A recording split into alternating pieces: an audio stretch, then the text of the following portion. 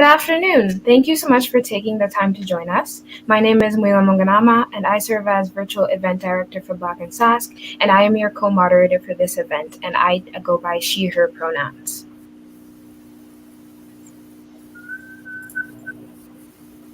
Hi, I'm Sandy Moore, and I am the curator of exhibitions and programming at the Art Gallery of Regina.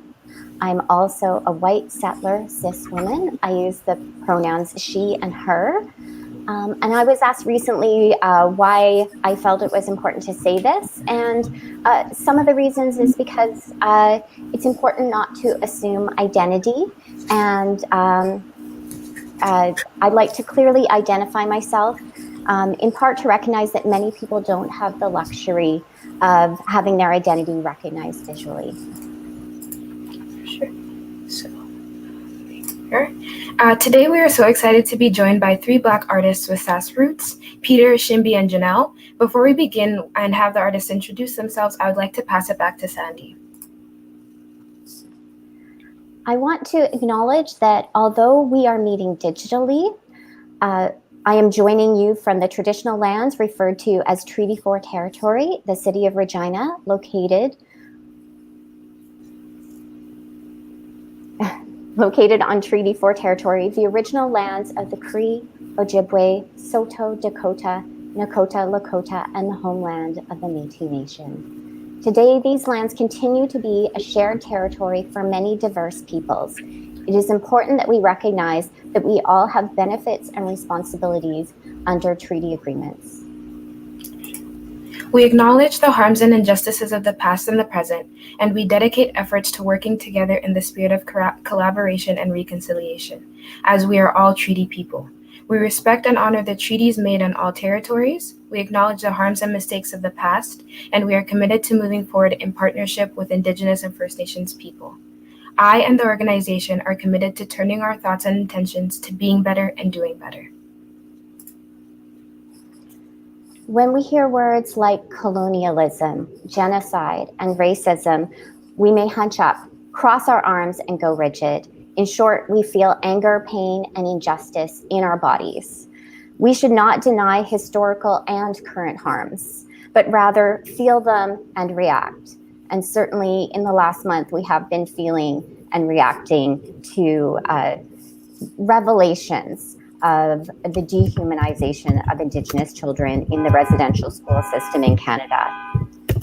I don't want to stop thinking about hard questions and struggling with distressing feelings of recognizing and rooting out colonial structures of power that continue to marginalize and devalue many people and ways of thinking and being in the world.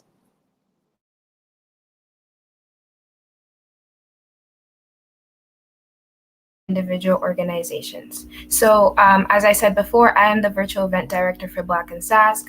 Black and Sask is a nonprofit youth-led organization based within the province, and we are dedicated to contributing to the holistic growth of the Black community. This series specifically, the Black and Panel series, aims to discuss and dissect relevant issues within the Black community with Black community members from all sectors of society. This series allows for the representation and illustration of the diverse presence of Black peoples in various fields and their contributions to Canada. We would like to make the point to say that Black culture, Black identity is not a monolith.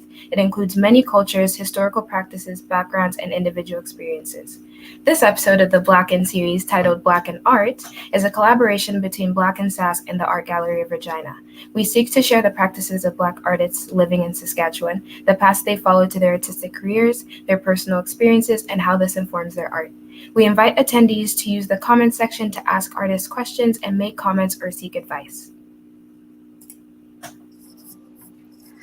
The Art Gallery of Regina is a public, nonprofit art gallery. Despite our name, we're not a city organization, nor are we very large. Our mission is to support artists and engage audiences through contemporary art programming. The Art Gallery of Regina was founded as a satellite of the Mackenzie Art Gallery to support local artists and practices excluded from established institutions in the 1970s. This ethos still guides our support of Saskatchewan artists through our exhibitions, learning opportunities, and public engagement. The AGR is aware that as a white settler organization, we may in fact perpetuate institutionalized racism. As white individuals who work at the Art Gallery of Regina, we do not have firsthand experience of anti-Blackness. Through building long-term, mutually supportive partnerships with organizations like Black in Sask, we endeavor to support their aims and activities with our gallery's resources. That's good. We will now have our panelists introduce themselves and present samples of their work, starting with Peter.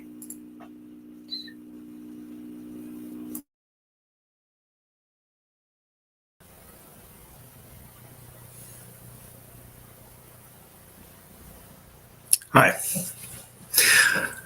My name is Peter Tucker.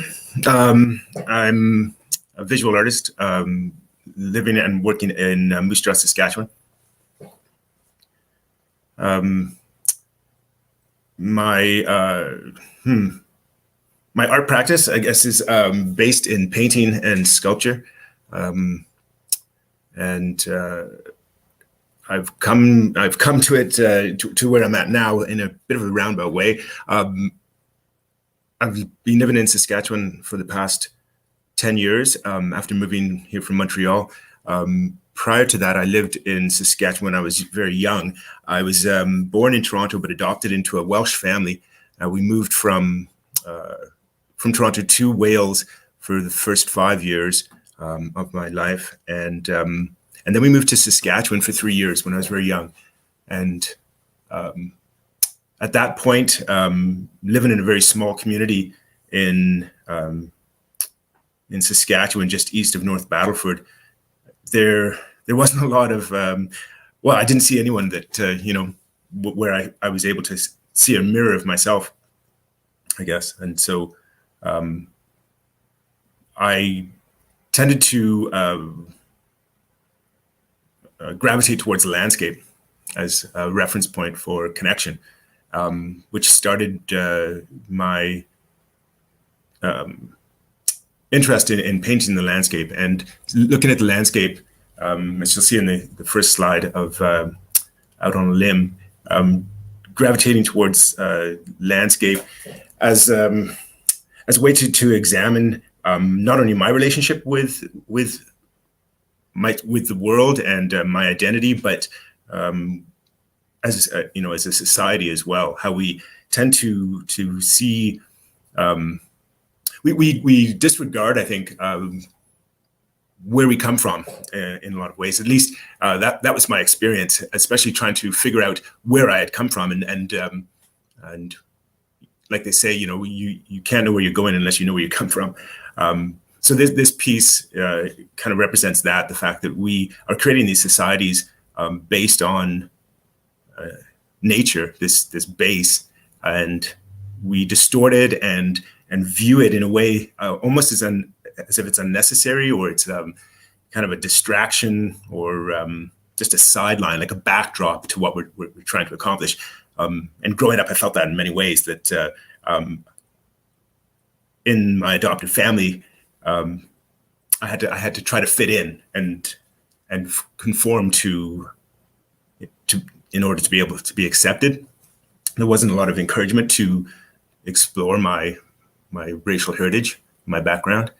And so my most recent work that I've been doing and exhibited at the Moose Jaw Art Gallery back in, I guess it was last year,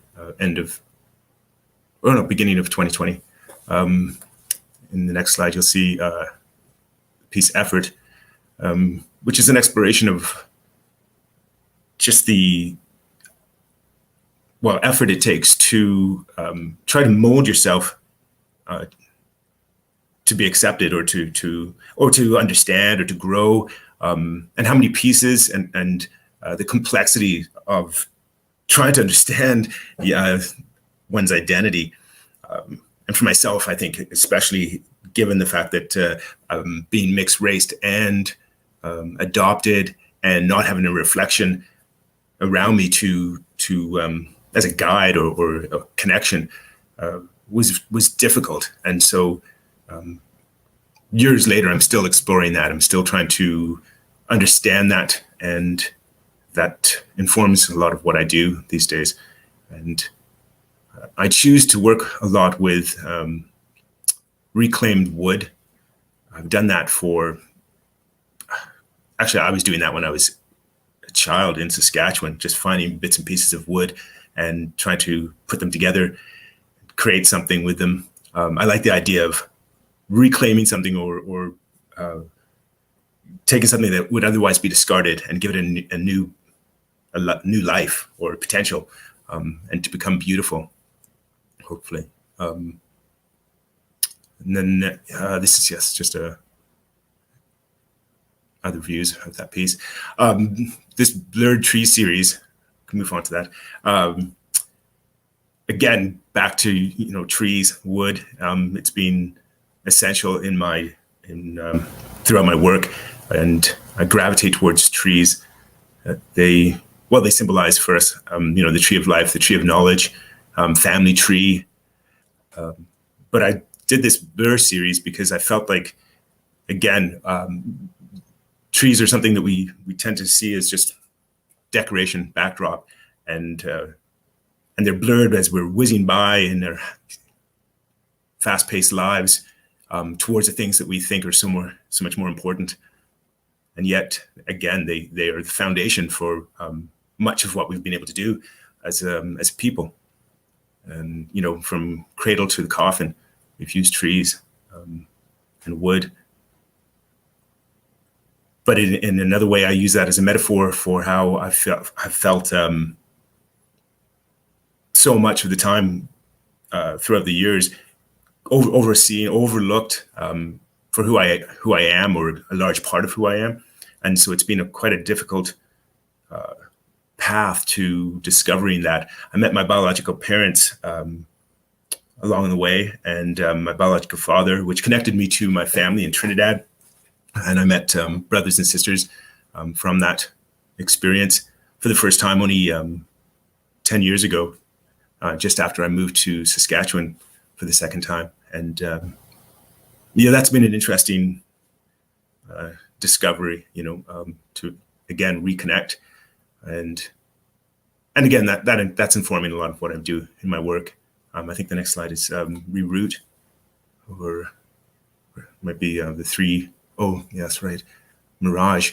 Again, this one, working with the landscape and looking how we impose ourselves on it and mark it and create it to conform to what we want to see it, how we want to see it. And I think that's, again, what we do to people, to each other in many cases, have an expectation of what we should be or should look like or should sound like, and how we should represent ourselves. So identity, I think, comes not only from our own experience and how we want to see ourselves seen, but how others see us, and that combination, that back and forth, that dialogue, I guess, between the two to create identity. And so this is like an idea of how the land has an identity initially in its natural form, and something that we can't completely erase. So you can see the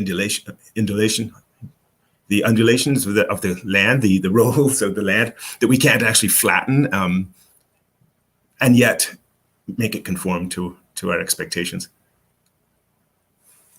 And I think this is installation view at the Moisture Art Gallery exhibition back in 2020,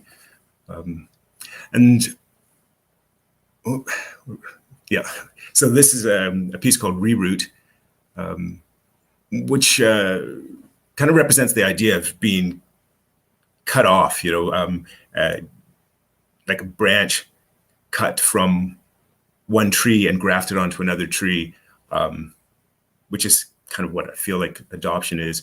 And in the same way, we talk about adopting technology, but in fact, technology is adopting us, I think, if you look at it, because we have to try to conform to it again. It's not us, or it's not it conforming to us, although we tend to talk about it that way, but I think it is the other way around. But this piece for me represents the idea of, despite being cut off, trying to get back to get back to who I am, or to understand who I am, to discover my identity, I guess, through experience. But and then, all the complex joinery too that I think represents just the idea of trying to piece together the puzzles of, to put the pieces back together, or to try to find connection. Something we all have to do. I think we're constantly doing throughout our lives in many ways. But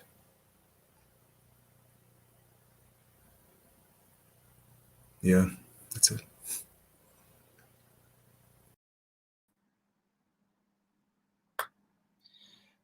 Whew. Thank you, Peter, for that. I just want a moment to pause and digest all that you shared about your practice. Yeah, it's just very moving, both in terms of the concepts and also the materiality and your approach to reclaimed wood. So I'm just kind of like sitting with that, because it's just, it's a lot and it matters. So I'm just gonna take a breath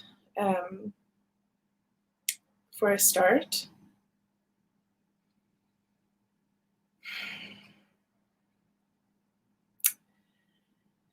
Maybe it's because I was turning 19, or maybe it's because I was learning more and growing up was happening, and I found myself longing for you. Because you and I have been separated by more than distance. You and I did not choose this. Because I'm wanting and willing to transcend this huge ocean, this world, and or at least take steps in the right direction. 16 years old when my mother was your first child, and you live in the country where her father was from. She moved to Winnipeg, where I was born, and at 19 years old, I long for you. Growing up, I was never okay with the idea of learning any of my languages, because here it's cool to assimilate your cultural identity, because no one else will want to do it for me, or at least that was my subconscious headspace while not learning Amharic or Greek in the weekend or weeknight schools in Winnipeg. So I long for you, but I can't talk to you unless my mom or Uncle Milto translates our phone conversations, which is far more distancing for the two of us than the distance itself. So I'm going to go and find you. And I'm scared and I'm nervous that you won't like me because of aspects of my identity that I wonder if I'll ever tell you about. So I found you, and you found me too. And communication was hard, but bonding through food and singing, church excursions, and laughter over losing ourselves in translation was so great. It was wonderful. And your early morning prayers that I woke to day after day provided me with comfort. And I want to remember that even with our relationship building, that you're still a person with your own reservations. And I need to make sure that when I tell you certain things, that it is me who will be the one telling you. And even with a newfound love and friendship, misunderstandings can still exist and feelings can still be hurt. Grown up as I may be, you're still my grandmother and the last connection I have to that past of mine.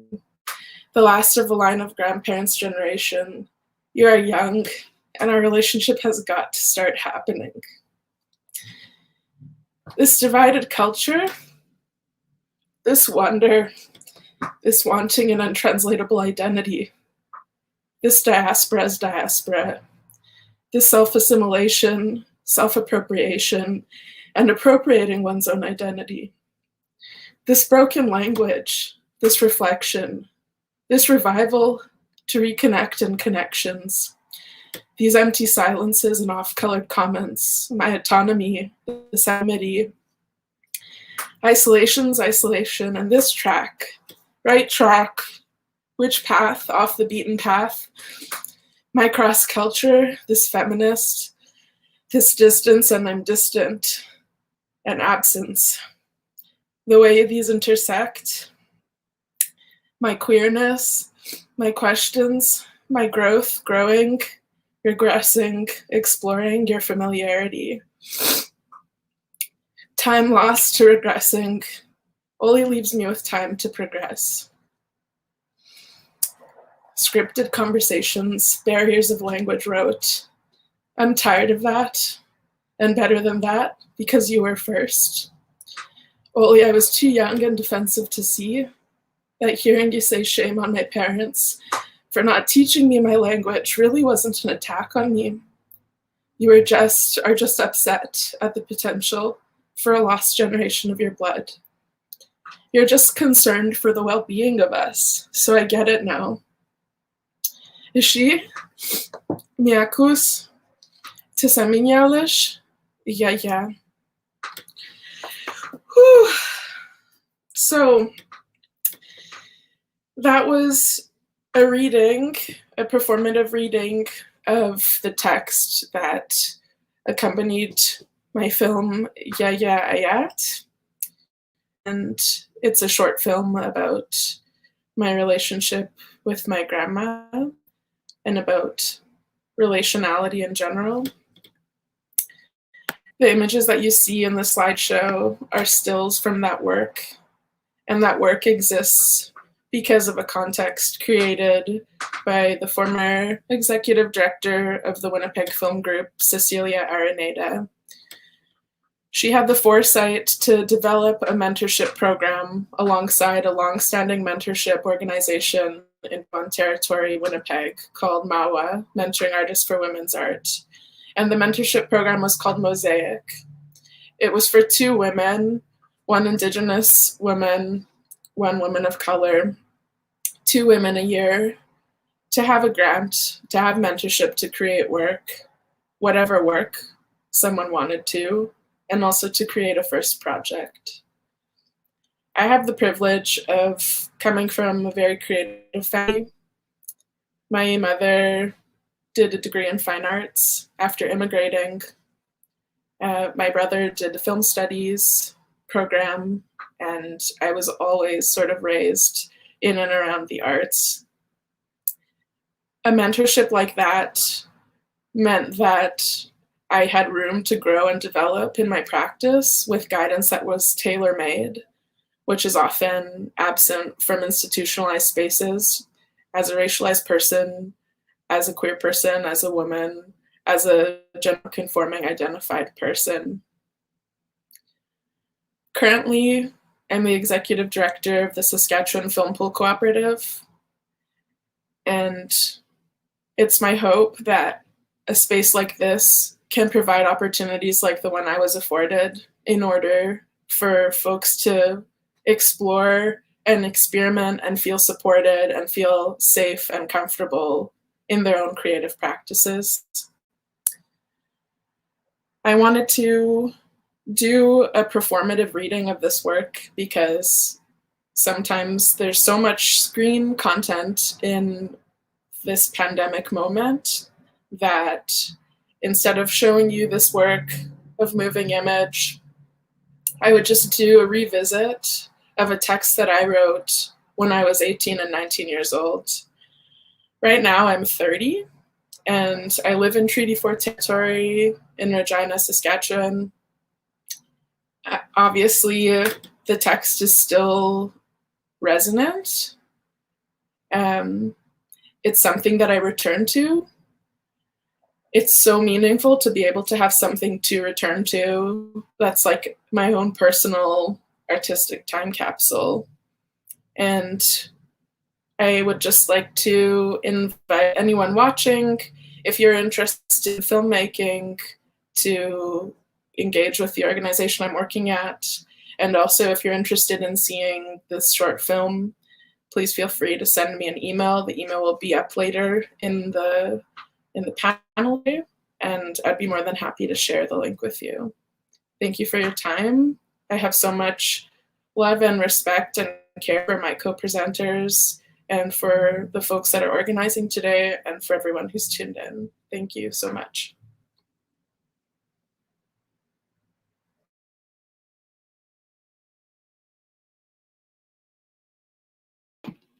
Hello. So my name is Janelle Ogilvie. I am a Black artist residing in Treaty 4 territory in Regina, Saskatchewan, and I specialize in graphic design. So basically, I offer a wide range of graphic design services, including posters, album artwork, logos and branding, merchandise, mock-ups, web design, and creative consulting. So I do a lot of commercial design work. I do have an extensive knowledge of the creative industry. I've worked as a freelance artist since 2014, and I am a graduate of the Saskatchewan Polytechnic's Interactive Design and Technology program in 2019. And I'm currently a full-time graphic designer with Brown Communications. So I particularly have a history of involvement with the local music industry as a former long-term employee of Long and McQuaid and previous board member of the chair of the branding committee for CJTR's Regina Community Radio. I really strive in supporting local artists, and just my support for the local music industry has led to a lot of design projects and collaborations. So I do typically like to combine my identity and appreciation for visual art, technology, music, and community through my work. I connect with a variety of artists and businesses to create compelling and meaningful designs that bring great value to the community. And my identity and experiences as a Black artist are a very integral part of my work and diverse vision. So these pieces that you're about to see, I will go over kind of where these came from and what my vision was in creating these pieces. And so for this one here, over the past few months, I have been working alongside the Regina Public Library to create a 4-part series of ad campaigns for the Dunlop Art Gallery's 2021 art programming. So they actually wanted to capture the essence of each program and invoke the immersive experience of participating in the programs. This particular piece was created to capture the essence of art performance, so that expresses an idea and can generate a reaction in the viewer. With this piece, I really wanted to include movement and color to give off a vibrant and exciting energy to entice viewers to want to be involved and really gain their interest and excitement. For the colors, I made sure to primarily use branding colors of RPL and the Dunlop Gallery. And that was kind of a consistent theme for each of the pieces I made for this campaign. As a designer who works with a lot of corporate branding, I understand the importance of expressing the distinctive identity of the organization in some form or another. I felt that using this powdered paint kind of flying in the air in the background was a great way to show movement and excitement. And all of that over the Black background really makes the colors kind of pop out. And the Black background is also really inspired by the experience of, going to a performance, because usually, how I envision it is I'm in the audience and you start off sitting in a dark room, the curtains open, and the spotlight is on the performer. So that's kind of what I wanted to show in this piece. I also wanted to specifically have a person as the main focal point in each of these pieces, as a means to help the viewers feel a sense of personal connection to what they were seeing. And I ensured to include ethnically and culturally diverse models as well, because that's something that I identify with and I want to see represented. Growing up, I didn't really see a lot of representation for myself, especially growing up in Regina. So as a Black artist now, I want to be the person who gives that representation. So I want other people to be able to relate to that as well. And I want to be able to show people who are unrepresented through my work. And another theme you'll often see through my work is nature. I'm sure you can probably see in the background here that I have a nice little plant collection going on. So I do really love nature and feel very inspired by it.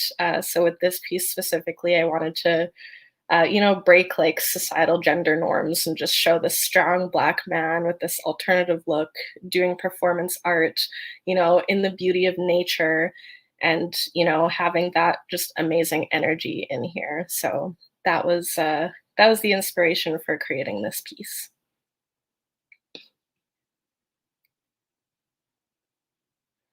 And so this one in specific, this was called Digital Bloom.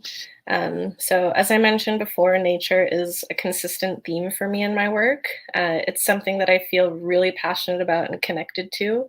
I'm just amazed by like all of its beauty in general. And I personally feel like it really brings us to our roots and opens up our minds to our connection with the earth and our connection with the universe. I feel like it's the original form of art, and I always enjoy paying tribute to that. So with this piece, you see in the inside of the computer, you see a photograph I took of flowers coming out of a computer, and that's it's a real representation of what I do because it's graphic design. So I'm using computers, combining this real art form with this digital art form. And so I actually was able to use this piece for a single for artist Origin of Spin, because he had this song that really fit well with this piece. So we actually kind of combined those and it worked out really well.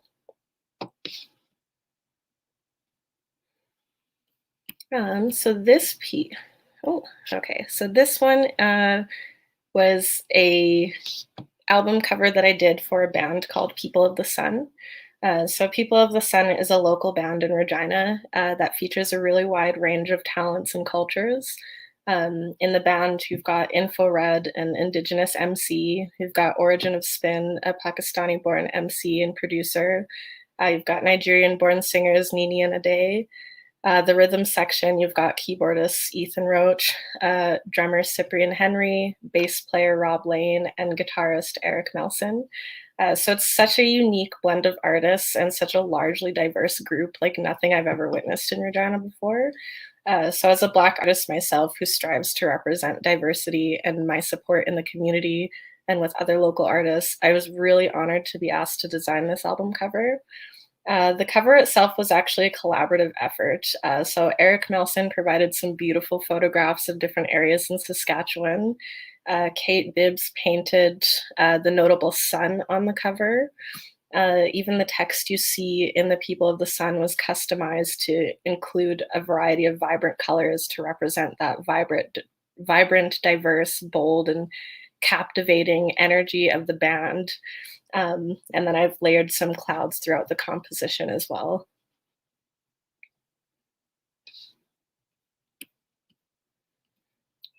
So this one is called Artist Talks. This was another piece that was done for the Dunlop Art Gallery's 4-part art programming campaign. This one was to basically, it's kind of similar to what we're doing here today. Like the Artist Talks program brought contemporary Canadian artists together to showcase their work and provide deep insight in the processes involved in making their artwork, as well as the influences behind it. Again, the art gallery was very open to incorporating those branding colors, and they also wanted me to portray the idea of contemporary art, compel artists and people who are interested in it, and display diversity. So the first thing that came to mind, this one kind of had two different meanings to it. So the first thing that came to mind when I thought of diversity in speaking was actually the Black Lives Matter rallies and protests from last summer in the wake of the death of George Floyd and other innocent Black lives that were taken from us. So at one of the rallies that I went to, I was really moved by the people who were up in the center of the group speaking on their own experiences and sharing that to this huge crowd over megaphones. So I actually started building off of that with the woman in the megaphone in this piece. And then through the combining, I thought about combining the idea of the raised fist and images of people holding paintbrushes, because it combined that strong empowerment of aspect and diversity in art. The rest of the background was just inspired by the requirement to have something colorful and representative of the Dunlop colors. And I really enjoy working with different textures. So I ended up making the woman in black and white to further emphasize the colors in the art that she's speaking about. I definitely feel like As a Black woman, I haven't really had a lot of opportunities in this world, but since there has been a lot more awareness in general, I have received a lot more opportunities to show people my skills and represent my identity and experiences and my Blackness and what I'm making. So I really personally feel like I am represented in this piece.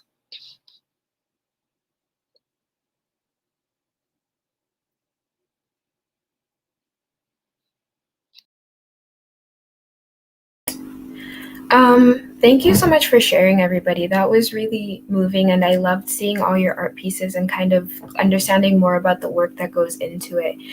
Without further ado, we're kind of going to move into the question period, and I am going to pose my first question to the artists, which is, what was your path to becoming an artist?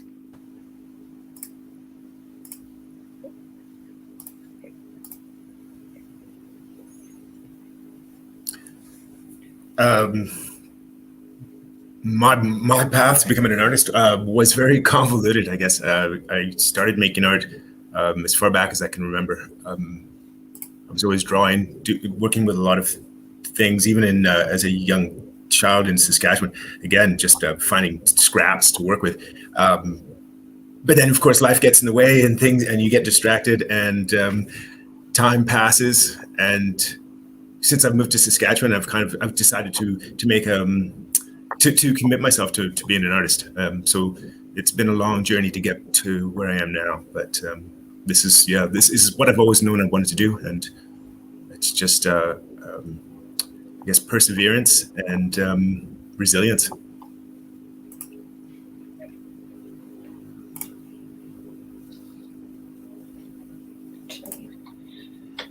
For me, I think it's having a lot of opportunities that are art centered and where there's an artistic approach to inquiry, whether it's community arts drop-ins or creative spaces that are dreamed of and organized for folks. I think I was always able to thrive in those types of contexts.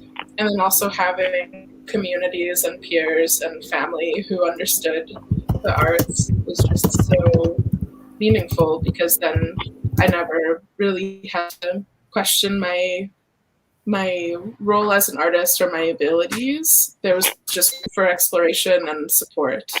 So definitely supportive environments.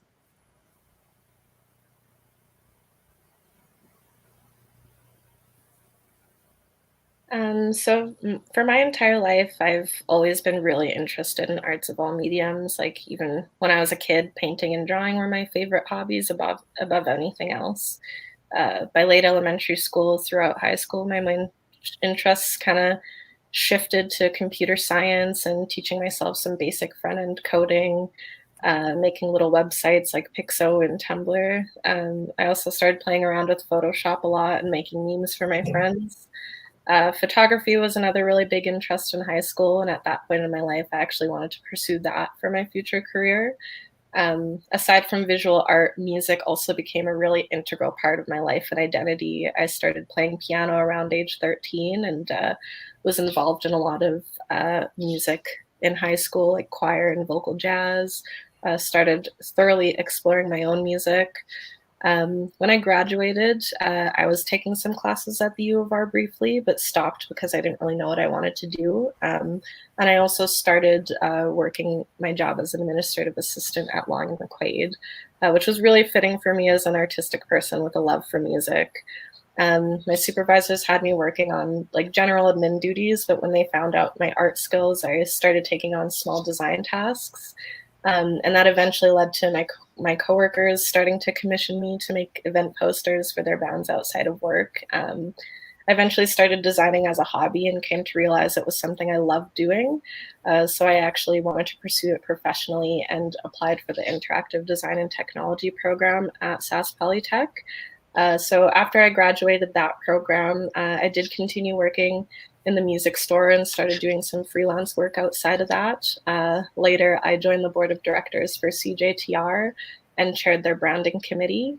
My time with them really opened up a lot more freelance opportunities for me, and I was able to start building my portfolio from there and really learn the importance of community And I eventually left my job to pursue a full-time graphic design job, and my freelance work has continued to excel.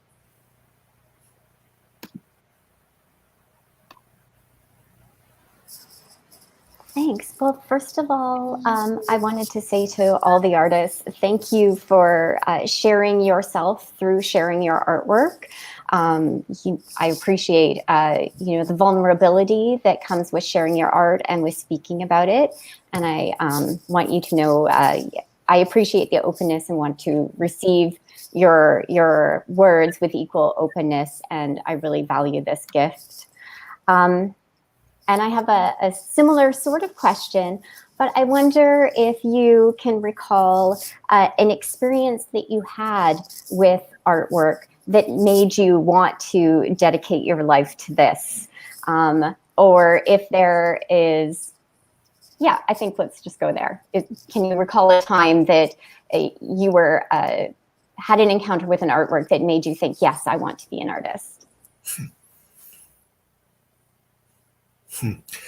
I don't think I can think of any specific time.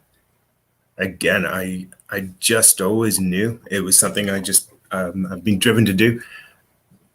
I think having grown up as an adoptee, my adoptive family, they weren't interested in art at all. In fact, I can remember when I was 14 and we were traveling, we were in Ottawa, and they dropped me off at the National Gallery because I was bent on going to the National Gallery. And I don't know how I even knew about it at that time, because again, it was not something that my family had any interest in. They dropped me off alone at 14, and they all went to the Canadian Mint to see how money was made. And I don't know. And I remember walking around, and there was an exhibition of Tom Thompson and the Group of Seven's work, and other pieces. And yeah, I've always known. And then when I met my biological parents, I realized that there must be, the whole debate over nature versus nurture. I've always thought that's a ridiculous idea, that there's that it's one or the other. It's a combination of the two. A seed holds within it everything necessary for it to become this or that plant. It's the soil that it falls into as to whether it's going to thrive or not. And when I met my biological parents, that was one of the things that I connected immediately with them, was the fact that they were both creative people in their own ways. And that was really very reaffirming, because I think for the first time I was convinced that it wasn't just frivolous and arbitrary, that it was something deep-seated, bred in the bone, as they say.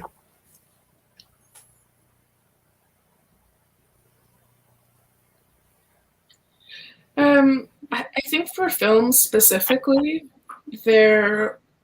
when I was 18, I was walking down a hallway at the University of Winnipeg, and I saw a small poster that was for a screening that was happening at a time that I was between classes. And the description seemed interesting, and the filmmaker was also going to be in attendance for a Q&A afterwards. So I figured, okay, why not? And it felt like the first time I saw something that was kind of an experimental or hybrid documentary, that I felt like the level of understanding was just not a thing I had experienced before, both in terms of themes and medium. So it was like a 90s hybrid video work by filmmaker B.H. Yael, and it's called Fresh Blood.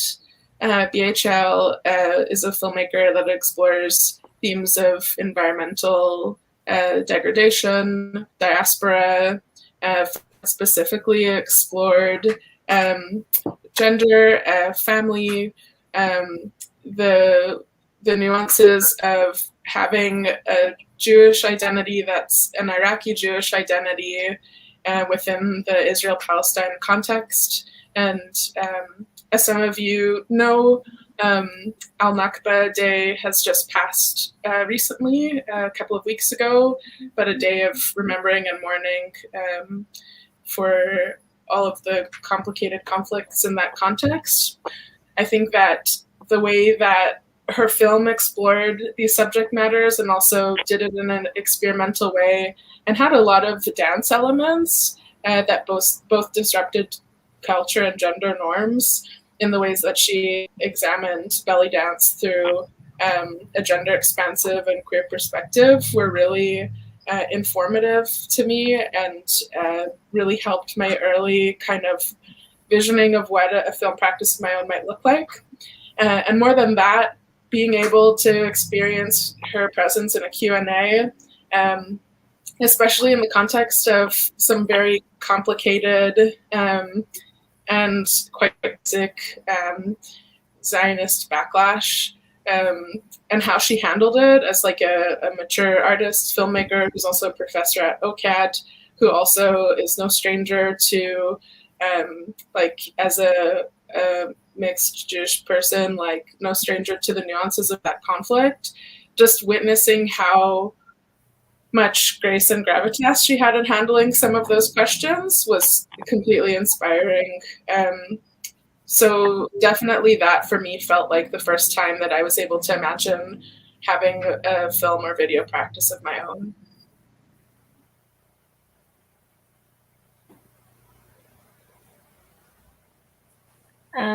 I don't know if I could pinpoint a specific experience. It was more like gradual occurrences throughout my life that influenced being drawn to art. Again, like I said before, I really loved to paint and draw as a kid, and always said from a young age that I wanted to be an artist when I grew up. I was a really shy kid and like could barely express myself verbally. But with art, I was able to express myself visually, even if no one else understood it sometimes. I remember winning this drawing contest in third grade, and it was such an amazing moment for me and really set in the realization that I had this talent. And, you know, it's just pretty much from when I was a kid, I've just always been interested in art. And it's always been something that I just knew was something I wanted to pursue in some way or another.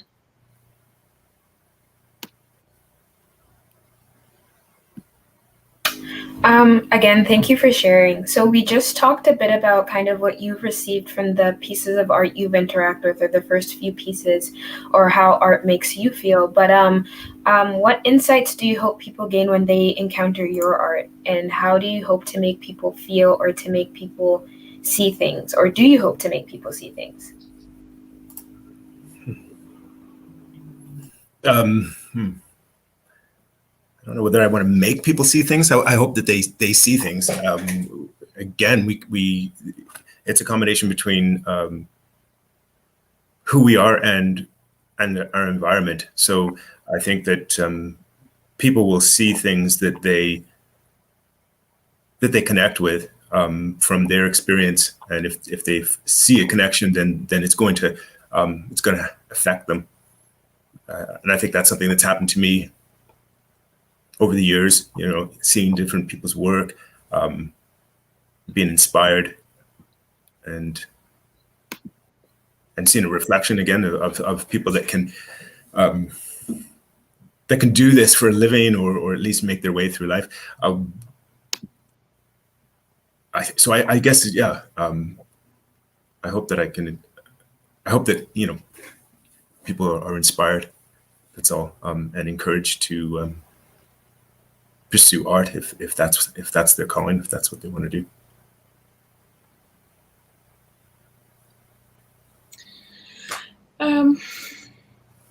In terms of insight, I think that my hope is that when people interact with my work, that they understand how much room there is for their own creative practice. And I really try and amplify, when able, the context that bred the work that they're viewing, or the work that I make. So yeah, I hope that people know that their creative practice has merit as well, and contexts enable that, and being a part of a kind of healthier or safer community in order for people to make work in ways that are supported and uplifted also matter.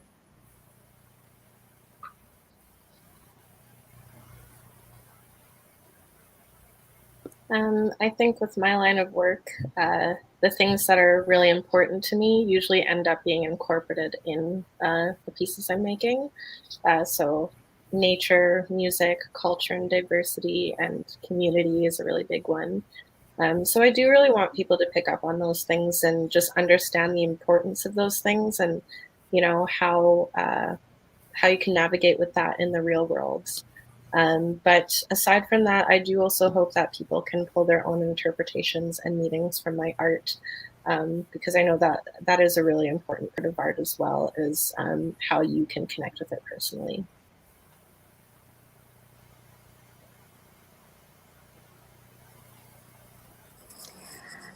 Okay, well, I thought I would preface this next question with a little bit of a statement.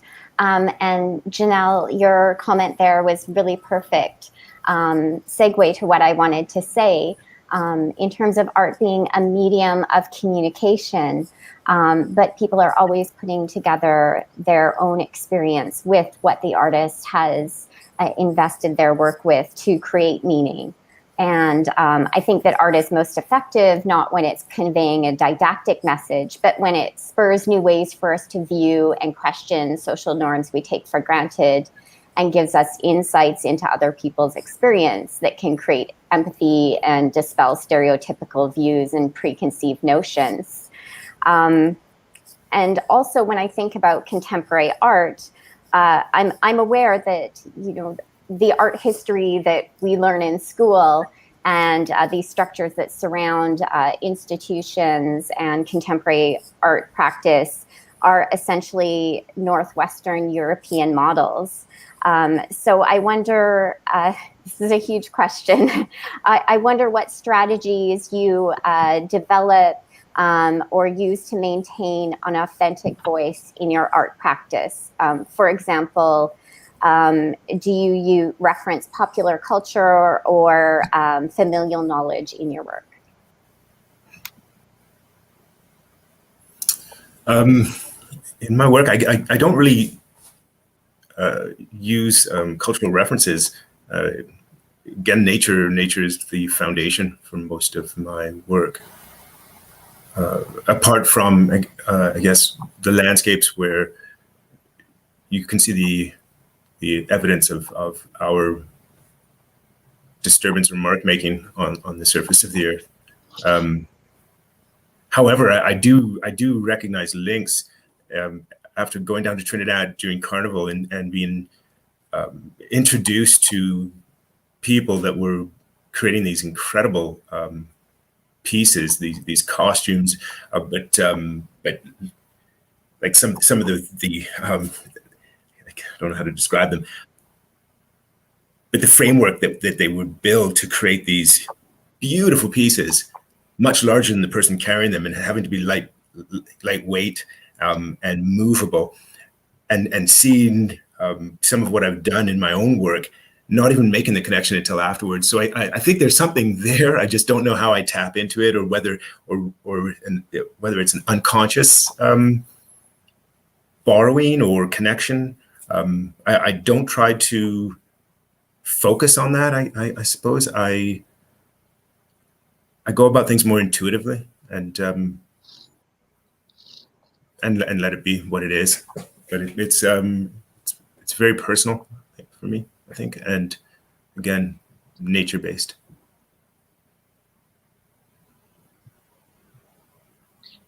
I struggle with this question because I think it's a bit of a problematic one, and I really fixate on how authentic is in it twice, because it feels to me like when I read this question, it's almost like asking me to explain blackness, or it's like there's an ask for an explanation that feels like I don't know that it's the right question, you know?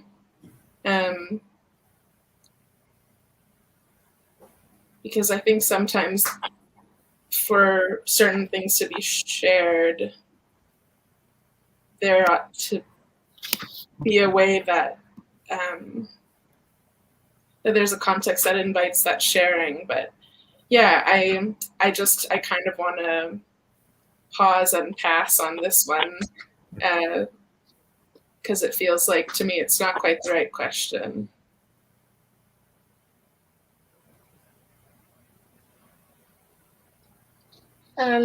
So I do throw in a lot of references to my own Black experience in my art, or mostly primarily just to the things in general that resonate with me and that I identify with, as I've mentioned before.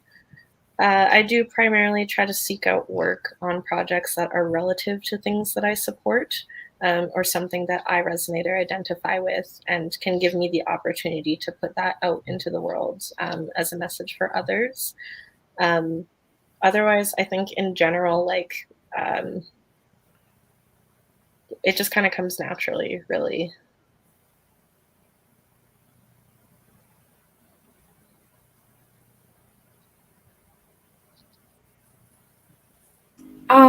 Thank you for sharing, everybody. And so I'm just going to move on to the next question because the two kind of do relate. And the next question is, do you feel there is pressure to enact your Blackness or your cultural identity through your art? And if so, how do you deal with that pressure?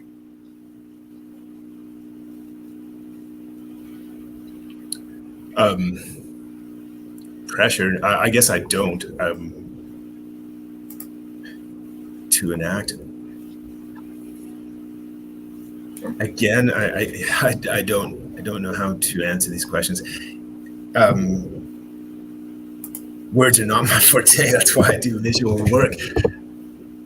If that comes through, it's again because of my experience. But to try to dissect it or pick it apart, well, I don't think I can. I think it's just too complex, and so I just allow things to emerge. Some of the work I've done in the past, when I look back on it, I actually see things that I didn't intentionally think about or try to infuse into the work, and yet then it's clear to me that it's there. So obviously it was part of what was going on for me or my experience, but I don't think I intentionally set out to do this or that.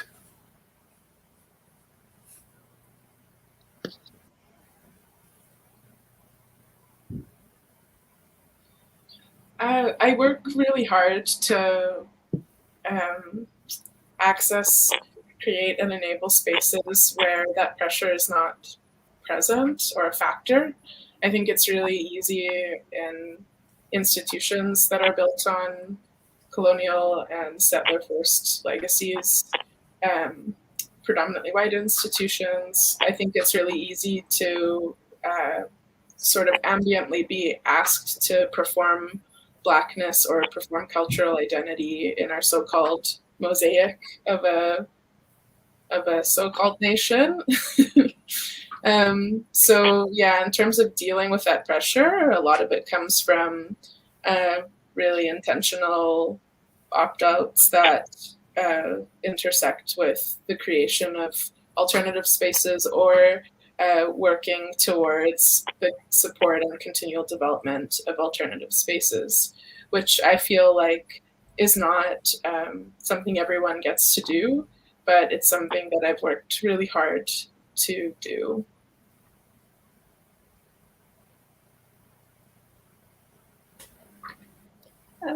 I honestly haven't had much pressure to enact my cultural identity through my art, just because I've always included parts of my identity within my art, whether that be my Blackness or, my roots to nature, or what have you.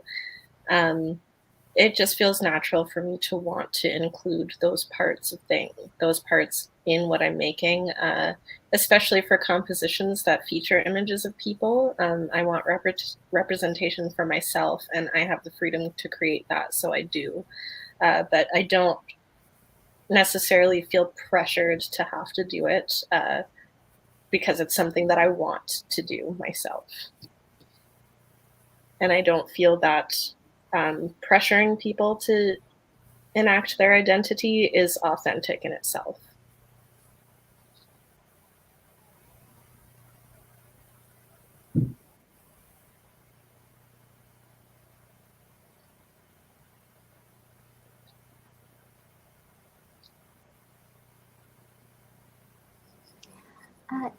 I am struck by how important nature or plant life and a connection to the non-human world is for many of you in your art practice. And I'm wondering if there's anything, I know you've already spoken about it and talked about it, but I wonder if there's anything more that you would like to say about that and make explicit why that is an important connection for you.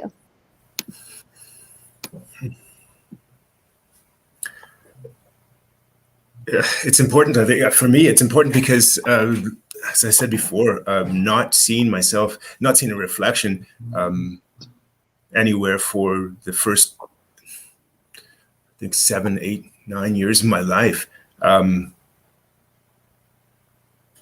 The landscape was the place that I felt at home. It felt safe. It's where we all come from and where we all return to. It signifies that the fact that this is temporary, but the earth, nature in and of itself is far older than I am, than we are as humans. That's the ultimate connection. That's, yeah. If there's no other place to see a reflection, at least we can see it there.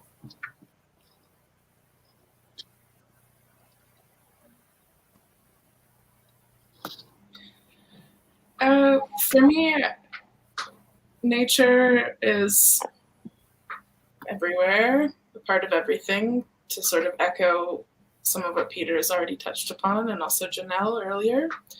I think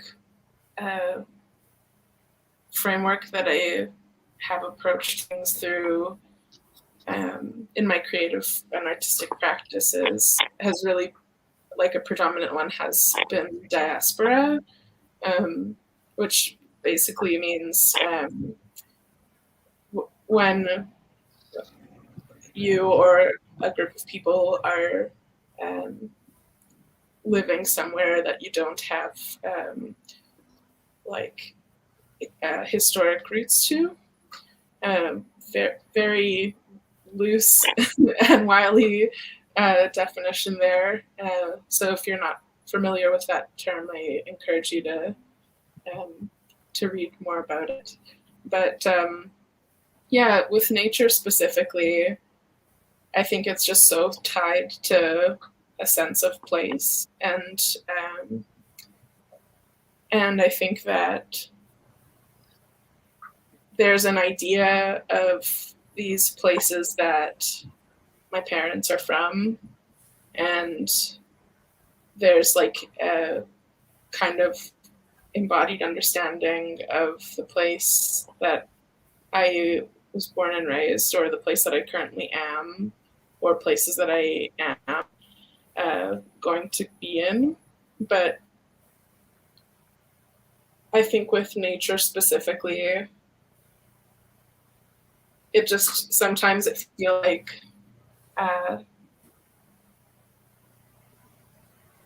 like a prairie winter, and like whatever the opposite of that might be are just so linked, and maybe they're passing images of nature in places and the works that I make, but I think it's just so much a part of being. So it's never explicitly touched upon in my film projects, but it's always present at the same time, mostly in relation to diaspora and understanding land and place through those perspectives.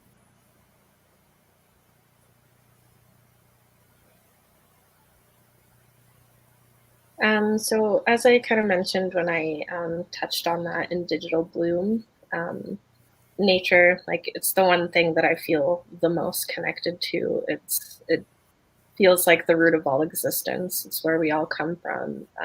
It's life. It is the be all end all of art. It's, you know, it's where art comes from. It's where life comes from. It connects everything in its purest form. So I just really think that that's very important to me. And yeah, I don't know what else to say to that other than it really is life and art.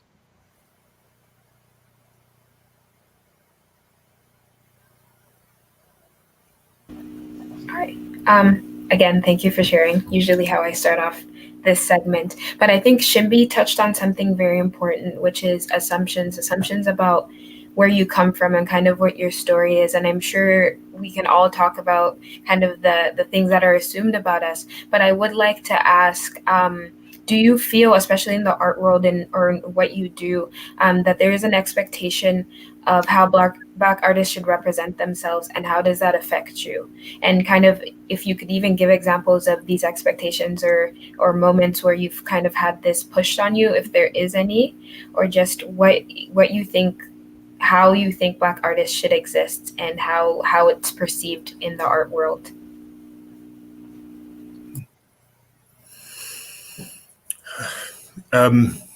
I don't know whether it's an expectation, but I think that there's a definite association with certain art forms that are considered specifically black.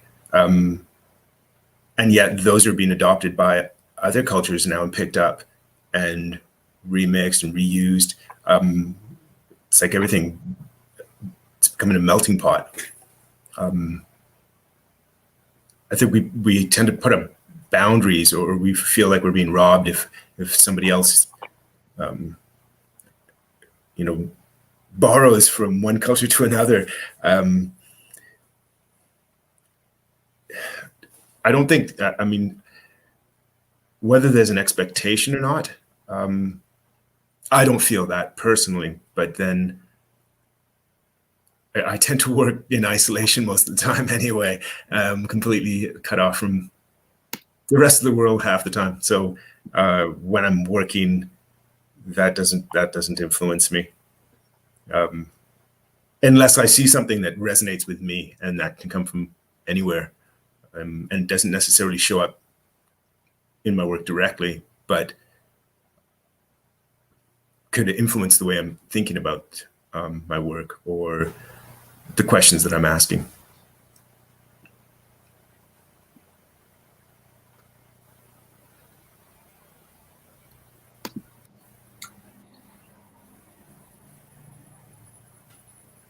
Yeah, expectations are tricky because I think it's just a sort of gentle way of pointing to white supremacy and anti-Black racism. And I think that audiences can be vast, but there's something to be said about mainstream contexts and work being understood through that.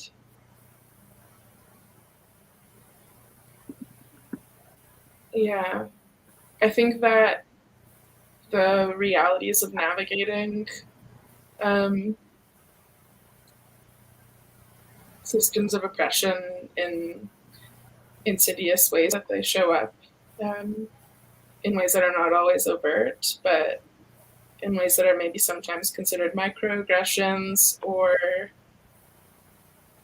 just the minutia of like having to be in the world and having to be a certain way in spaces. And even if work that as artists that we make is sort of like this disembodied part of ourselves, I think that there are ways that it's like, I mean, I'm just obviously thinking of like, or not obviously, but I'm thinking about like surveillance culture, or just like people sometimes refer to as an affective atmosphere. So like how you feel going into space. And it's like, I don't know if there are that many degrees of separation of like going into Shoppers Drug Mart and feeling like I have to make sure my zippers for my pockets are zipped up, or like I have to make sure I extra look like I'm not going to shoplift, you know, by virtue of like being a Black person in a space. And I think there are just so many micro ways that have been internalized for how to exist in public space that are also hard to maneuver sometimes when work just kind of exists in contexts that might not be able to hold the depth of its meaning. So I really appreciate when I get to work with programmers or curators or people who are able to bring layers of nuance to sharing my work. And if they don't have that experiential understanding personally, then it's also meaningful when there's an openness and a trust to doing that work in ways that I don't have to do the labor to create those spaces, that folks are open to doing that themselves. So that's kind of a, you know, windy answer, but I hope for folks that are listening that there's, you know, something in there that relates to the question. So.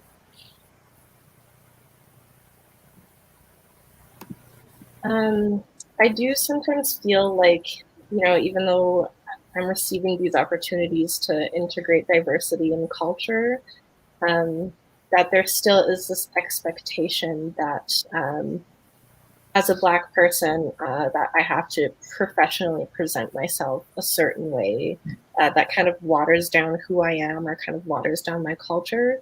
And I don't necessarily like that. I don't want to have to adhere to putting away parts of myself in order to fit into this social construct of how people expect us to be. You know, like I can be both professional and rich with culture and true to who I am.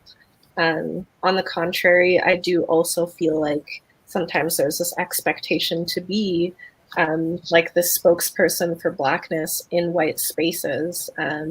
And although it is such a large part of my identity, being brought up in a predominantly white environment and struggling with my Black identity for a large portion of my life, you know, I don't necessarily fit these stereotypes that people would expect of me all the time. And it's very difficult for me to navigate through that because, you know, I love my Blackness and I love representing my identity and experiences through my work. But, you know, I want people to know that I am an individual with my own experiences and we are all, you know, unique individuals. And, you know, to place this expectation on us to always be this certain way, it's just very unfair.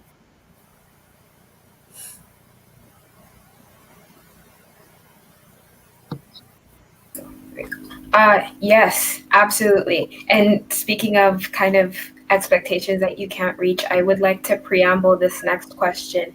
But I think as a Black person, as an immigrant, as an African, there is this tendency within the community and within families to be like, to view art as not serious. I think society hasn't begun yet to view art as like a serious occupation, right? And obviously we all recognize that you guys are absolutely incredible, you're successful, you're doing the thing.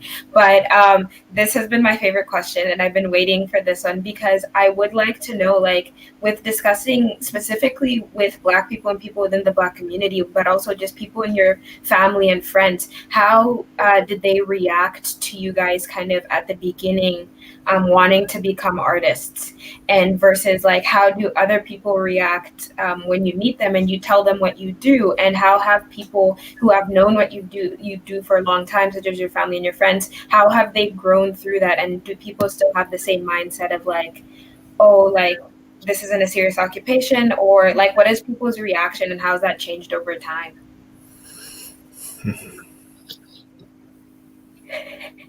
Hmm. Yeah, it was always thought of as a frivolous pursuit. Going back to the account of being dropped off the National Gallery by myself, that hasn't changed, I don't think, within my family. There's never been a recognition of what I do, except to kind of use it to just further marginalize me by saying, you have more talent in your little finger than most of us do, blah blah. To say that I'm not using it to its fullest extent, because the idea of success is just is often seen purely by how much money you make, what you own. That hasn't changed, and it would, as far as my family members go, but with friends, I think, yeah, there's support there, which is nice. And I've always gravitated towards people that are creative as well. So we're all struggling together. And if they're not in, the arts, then they're at least appreciative of it.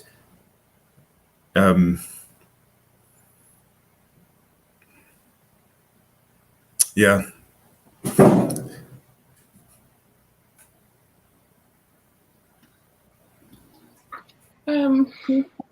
Yeah, I think this is why contexts that really support and uplift, and also create opportunities for skills building and encouragement. Like, I think that's why all that's so important. My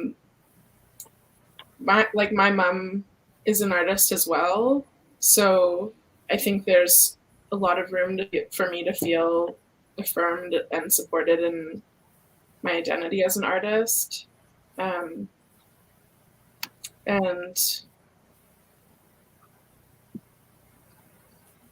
yeah, I think it's so important for arts spaces to operate in a way that pays mind to the importance of creating space for arts safe havens, like, and I don't just mean in terms of like supporting and affirming artists, but I mean supporting and affirming room for art to be accessed and understood as valuable and to benefit everyone that interacts with it. Like, if that institution is kind of what was a gateway for Peter to make the work that he makes, like, how lucky are we that we get to interact with his work, Like, so yeah, I think contexts matter, and sometimes they come into the form of like institutions or community spaces or individuals. Sometimes they come in the form of supportive workplace environments where people see your talent, like in Janelle's case, and then there are just more opportunities for developing that. Yeah, I'm rambling again from the question, so I'll just leave it there. Kind of like what Peter said, I too have always gravitated towards creative people. It feels like the universe's way of directing me on the path I was meant to pursue. I've always surrounded myself with people who are supportive of art and creativity and support me in anything and everything that I do in general. When I do find myself in situations where, there's negativity or people that do not support me, I take myself out of that because it's just not meant for me. My mom, sister, close friends, and partner are all highly supportive of me. My mom and sister are proud of me and everything I choose to do, and they don't shy away from letting me know that in every move I make. My mom is such a supportive person in general for me and everyone in our family and for anyone who needs it. I'm really grateful to have grown up with a parent like that because I know it isn't always the case for everybody. And it's really helped me with my confidence to pursue the things that I want for myself. My friends are also extremely supportive. They've always rooted for me. They share my work. They're proud of me. They are like family to me, and I really don't know what I would do without them. I certainly wouldn't be where I am without their support. And my partner is probably one of my biggest supporters. He is also an artist. He's a musician and producer and dabbles with visual art too. He's equally as passionate about music and art as I am, which is a really great dynamic in our relationship. We've collaborated on a lot of projects together and we've helped each other network, and we always support each other relentlessly and help each other evolve and level up in our work and in life. So yeah, I think I've really just always been supported through and through, which I'm very, very grateful for.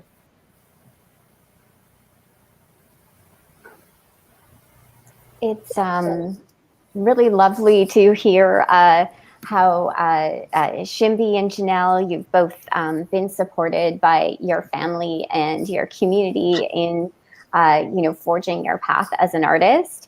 And actually, as I was speaking with Willa and Toby and developing these questions, they had expressed some feelings that art is oftentimes considered a hobby, and it's wonderful to see that you saw the potential to dedicate your life to this. And as Shimby said, really inspiring words. It's our institution's job to create space, not just for artists, but for people to access and understand the value of art.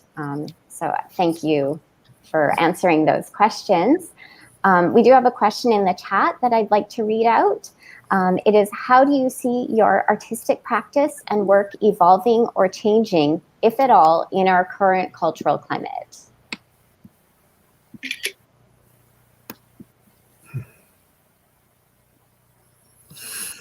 In our current cultural climate. Well, first of all, I'd like to say that being invited to speak on this panel is affirming, and having opportunities like this, I'd like to thank you for this, because that does help give me conviction that I'm doing something right, at least. The changing cultural environment, honestly, I don't know. I don't think it's going to change what I do.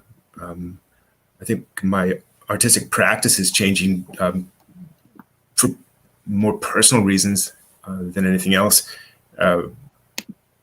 I don't think at this point in my life I could do anything else. I've had many jobs over the years and to support myself, and really can't see myself going back to any one of them or learning new skills beyond the skills that I've developed to create the work that I do. My studio, my shop, it's like my sanctuary. I'm just going to continue to go into that space and grapple with the questions that I grapple with, that not necessarily seeking answers for, but seem driven to ask and create work, and then share it with others, and hopefully make connections.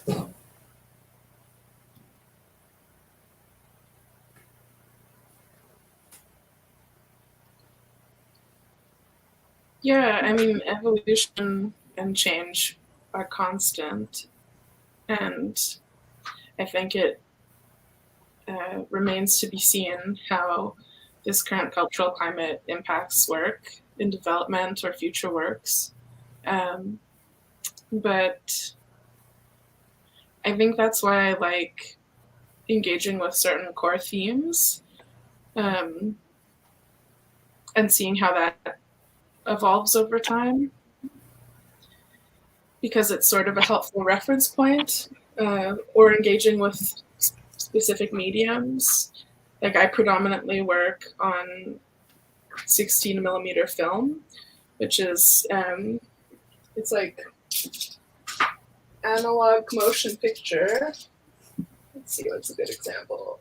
So it's like this. You can see the little, those are all my tabs. It's kind of embarrassing. But yeah, it's like film that runs through a projector, that I hand process. There's a local filmmaker, Elian Mikola, and I'm very inspired by their approach to eco-processing, which is just developing, instead of like kind of your standard set of fairly toxic chemicals for film developing, it's using more natural ingredients, and their approach is kind of like creating potions, which is also really lovely. So yeah, I think probably ecological considerations of just making a turn more towards eco-processing film. And at the film pool, we just had a workshop around that too. That was really good. We're going to offer a part 2 sometime later this summer.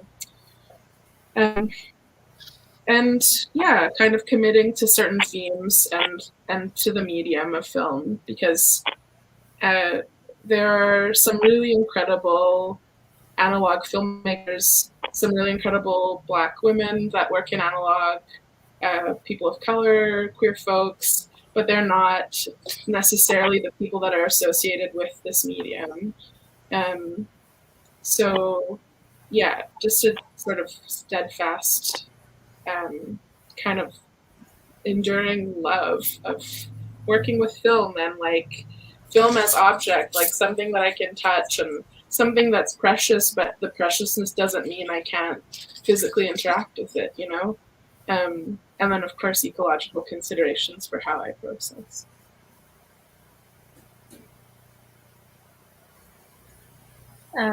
I really think that my opportunities have only just begun, and my career is rapidly moving forward right now. With our current cultural climate and push for diversity and inclusivity, I've definitely found more and larger opportunities in my career, and believe it has helped me in making more connections and making a name for myself and showing my vast capabilities as a Black artist. And I hope that, you know, in the future there will be more people like me in my field that I can work with, and you know, see representation in the workplace and stuff like that. And it has also shown me the importance of expressing my Black identity and experiences in my work.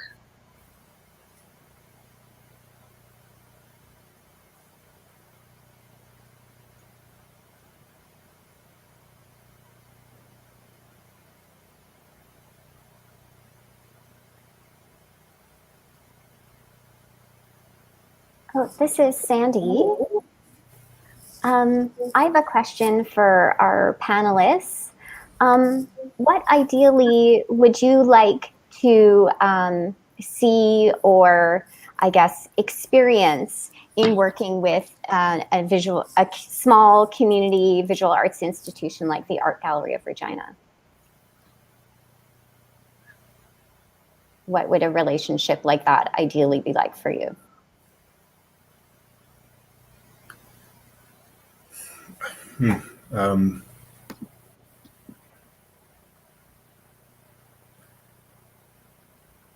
Well, I guess a continuation of where it's at right now.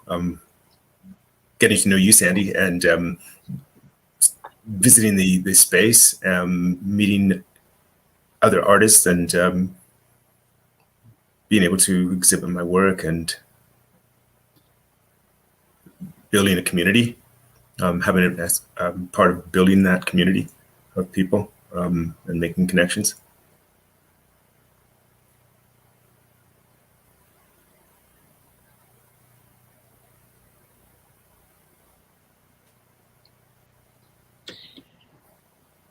I'm so fixated on emphasizing context, and it just matters so much, you know? Like, I think for there to be an ongoing relationship with the AGR, there has to be a context where Blackness is not there to fill quotas. It's not there as a one-off.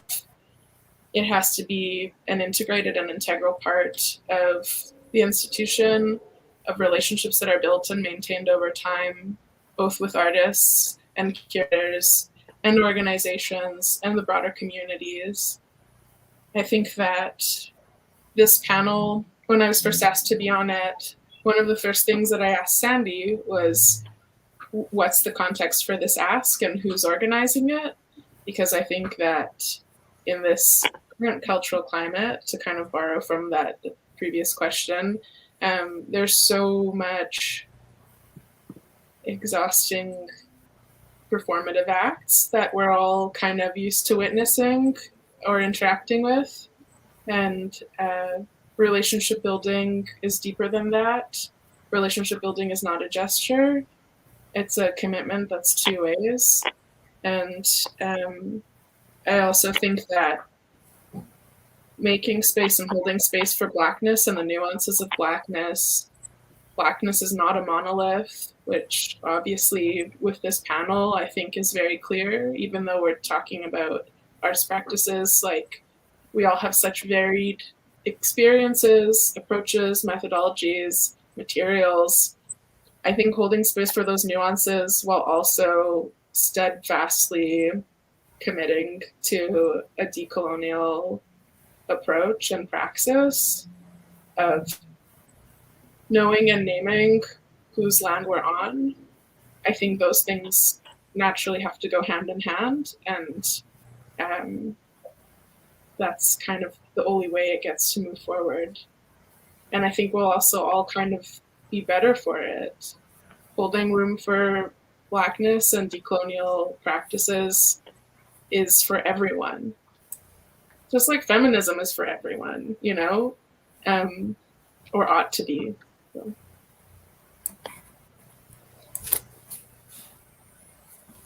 I think Shimbi really just really hit that point, and just, you know, said a lot of things that I wanted to say on that. But yeah, I do believe that holding space for Black and Indigenous people of color needs to be something that is always a thing, and not just when it's convenient or when it's performative, to pull in audiences in times of importance, or, you know, in times when things are going on.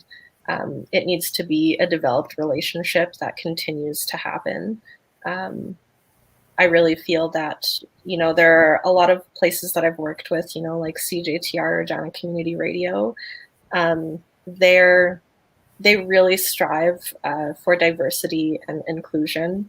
And that, you know, my work with them was really amazing and incredible. And, you know, places like that, I want that to be what every business strives to be, is, you know, I want them to be inclusive and diverse, and not just for show, for building relationships with everybody.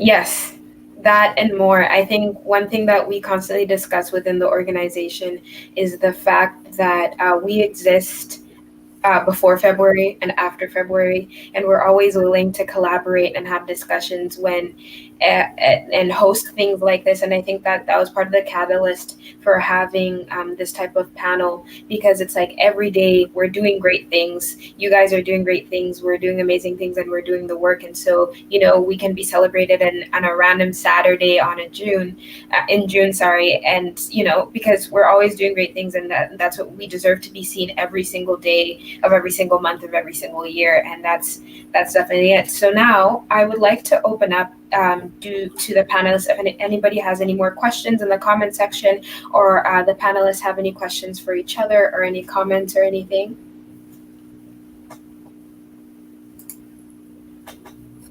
Well, it's been a real pleasure to meet you all, and I'm looking forward to working with you, possibly, or continuing this conversation.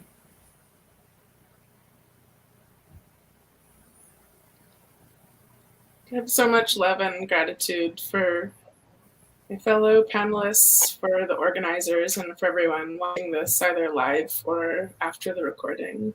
So thank you for being here and engaging. And yeah, just so much love. Like, I'm just sort of like this big mushy love pile.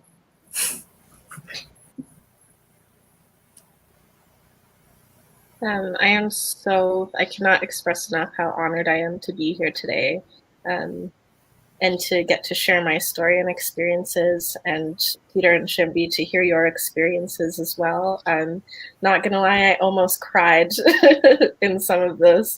So it was very beautiful, such an insanely fantastic experience.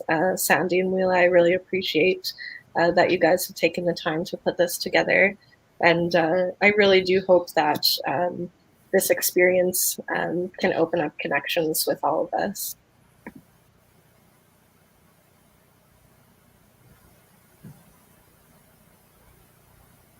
We do have, oh, there it is. We do have one last question.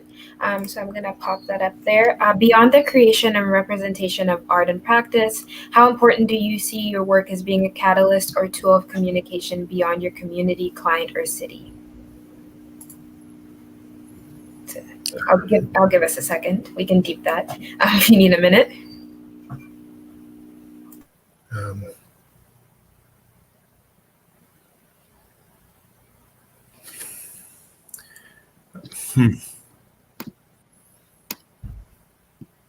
Well, I guess I feel overwhelmed with all the questions. I don't know what to say anymore.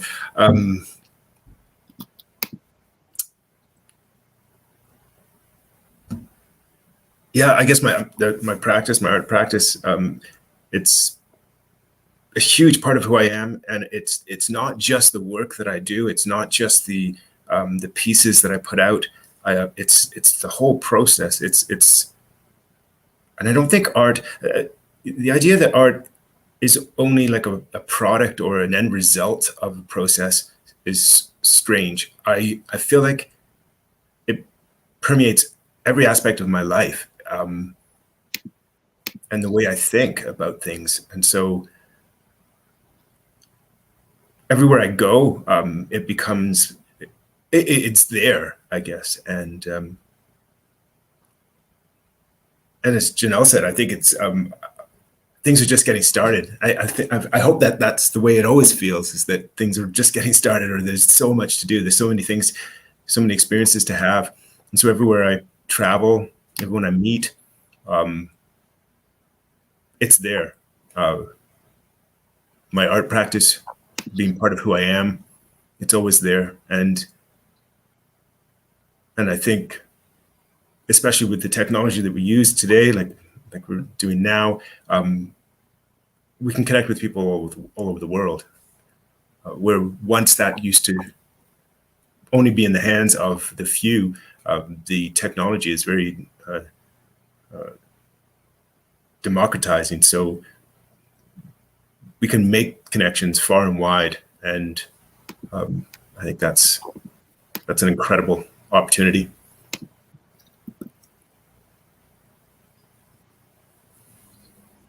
I love the part of this question that frames work like artwork and practice as a tool of communication, and I just really love that.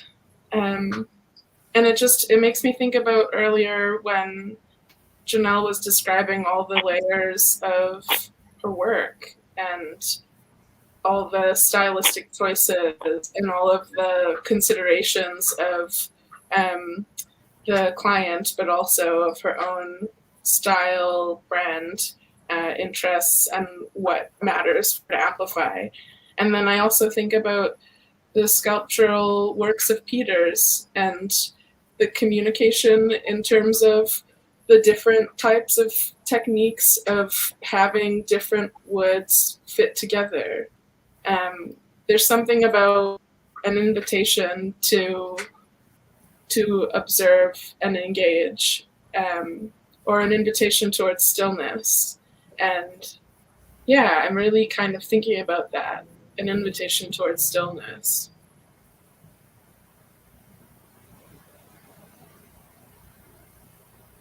Well, I feel like graphic design is it is such a valuable tool to enhance and optimize communication with other people. It serves as a means to effectively and beautifully communicate a visual message. And I think that really applies to all art forms, really.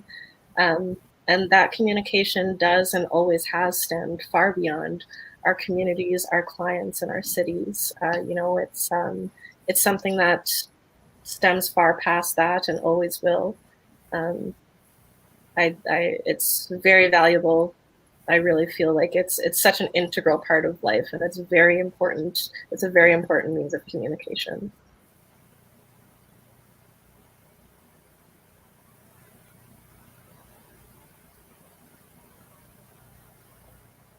This is Sandy.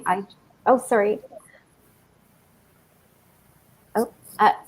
This is Sandy. I just wanted to say thank you, Janelle and Shimbi, for pointing out really the valuable vocabulary of art that kind of goes beyond words and can maybe connect with people in ways that are intuitive and less explicit than the spoken or written word, and also bring such a depth of experience. And I also want to thank you all for, again, being on the panel. I recognize how hard it is to be in the spotlight, and I also appreciate the hard work and deep consideration you've put into all the questions that have been posed to you today.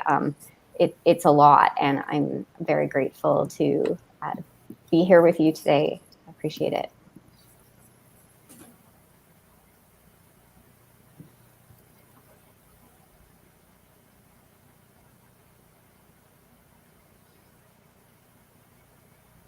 Yes, I would just like to echo those sentiments as well. And thank you, Sandy, for being such a great co-moderator and such a great person to work with. And thank you all for communicating so well and just sharing your experiences and being willing to share experiences, because I understand it's not easy to come out here and talk about some things that have happened to you, or talk about your experiences. But it's so great that you're able to share the things that you love to do and the things that you do on a daily basis with us, and kind of give us a glimpse into your life.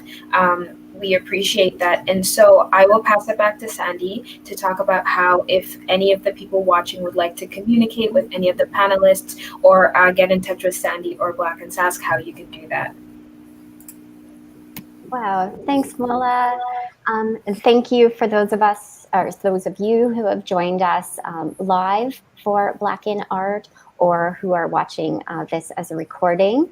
And so I think Willa is going to put a ticker up on the bottom of the screen so that you can learn more about our panelists and their practices. So first of all, thank you to our panelists for contributing their time and sharing their art practices, experiences, and thoughtful perspectives with us today. To learn more about Peter Tucker, you can visit his website, or www.slategallery.ca/Peter-Tucker, or email peter@petertucker.ca. And Peter, again, incredibly grateful to your art, and do visit your website and see more of your incredible artworks and your wide-ranging art practice in a number of media. I think it's also, you do such profound work of using things like abstraction and landscape to tell a personal story. And I really appreciate your work as an artist, and again, how everyone's, what they're creating is inseparable from who they are as a person, their beliefs and experiences. So again, so grateful for you just to be putting your art out in the world for people to experience. To learn more about Shimby's films, you can email executive director at filmpool.ca, and Shimby also shared some of their vision for welcoming people into film as a creative practice and an ecological practice, which I think again is something that when we oftentimes experience just the finished product, we might not understand, the destruction that might go into making these works. There are many articles about Shimby's art practice online, including one in a local Saskatchewan-based magazine, Black Flash. Shimby also writes about art for many publications, including recently writing about an exhibition at Neutral Ground Artist Run Center in Regina, which is always free to go to Neutral Ground. I hope you will visit there. And finally, Janelle, I was familiar with Janelle's design work before today's panel, and I'm delighted to have met Janelle in the context of the panel. You can contact Janelle at janelleo.design@gmail.com. And is that your Instagram handle, janelleo.design? Yep. Perfect. And you can see Janelle's work there. And I will just say some concluding comments from the Art Gallery of Regina. We are grateful to our core funders, Sask Arts Board and the City of Regina. We are also grateful to our members whose support makes it possible for the Art Gallery of Regina to offer free and affordable programming activities like this online panel. You can visit our website, www.artgalleryofregina.ca, or visit our gallery in person. We're open, we're free. We're there 7 days a week at 2420 Elphinstone Street to learn more about our exhibitions or become a member and participate in member opportunities. And of course, we are incredibly grateful to Black in Sask for working collaboratively with the Art Gallery of Regina to present this panel, Black in Art. And we look forward to our future fruitful collaboration. Thank you. Yep. As we wrap up, I just wanted to scroll through a few comments and just say thank you again for everything that you've done, and thank you for everybody who's taken the time to watch this. We really do appreciate you, and we couldn't have done this without everybody that's here. So thank you so much. And here are a few comments we can read through.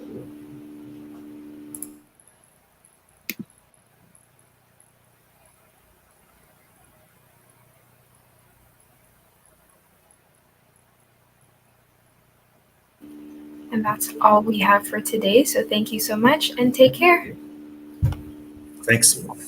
Thanks, guys.